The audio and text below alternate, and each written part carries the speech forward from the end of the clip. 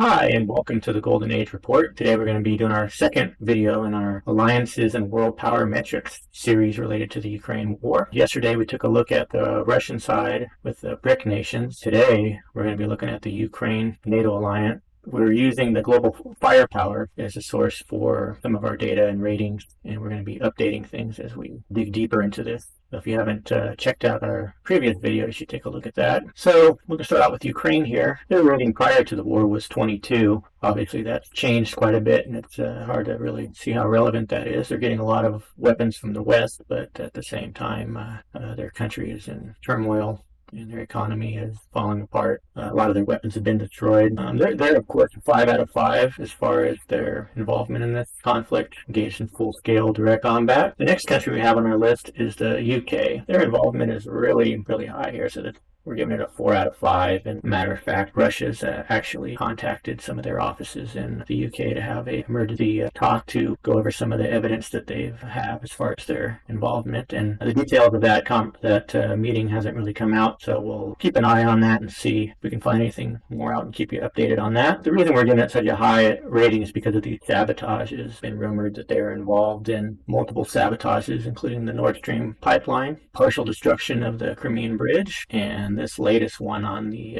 attack on the Russian fleet, which is believed to be done from the grain corridor that Russia was giving Ukraine a free pass on to deliver grain to other countries. They're also using spy planes. I mentioned this in a previous video about a report that came out much after the incident, but one of their surveillance gathering planes came into close contact with a Russian fighter jet, which Russians say they accidentally fired a missile at it, like a warning shot. The next country on our list is the U.S., which is no surprise is ranked number 1, and which we're hoping to get less and less involved as this conflict progresses and hopefully comes to an end.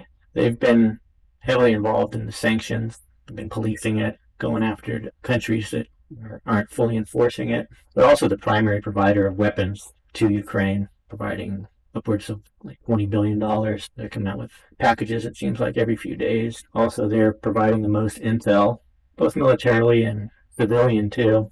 There's actually 4 satellite companies that are participating in this intel, and I think one of them is actually out of Argentina. Civilians are even getting involved in this effort of letting Ukraine in on where Russian positions are and movements. Also, this one that's really troubling is the providing of coordinates to precision strikes on Russian positions, which is about as close to involved that you can get without actually pushing the button yourself. They're also rumored to be weaponizing social media, cause unrest, and this is particularly obvious in Iran. And a bit of turmoil surrounding this student. So there's quite a bit of protests and unrest and violence surrounding that incident.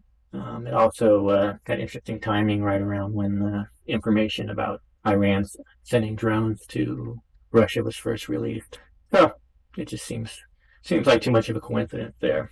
The next one on our list is Poland. One of the reasons they're so high on the list is they share a border with Ukraine. The Russians' intelligence has discovered, these weapons are being sent in through Poland. They're also participating in supplying weapons on a pretty large scale.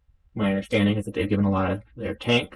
There's even a rumor of them supplying the drivers, as well as recent rumors about some of their citizens joining the Foreign Legion. This came through some information about Russian intel hearing Polish-speaking soldiers coming down the rail lines. Like I said, they're providing that arms corridor. This is a really scary one that came out of them with their leader lobbying for nukes to be shared. Seems like a totally unnecessary escalation. I'm glad that Biden didn't listen to him on that.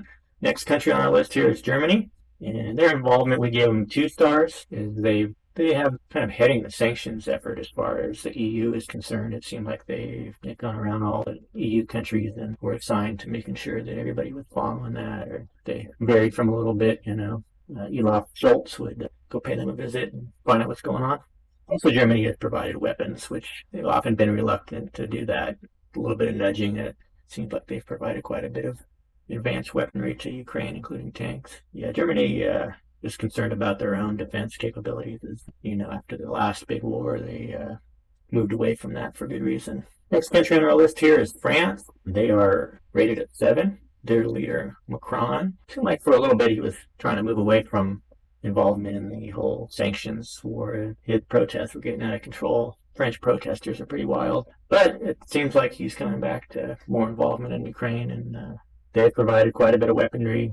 Italy is the next country on our list here. We've only given them one out of 5 stars, as it seems like their support on their new leader, Meloni, is kind of moving away from banning energy from Russia. Kind of ran on that ticket. Although we did see a sizable arms shipment come in.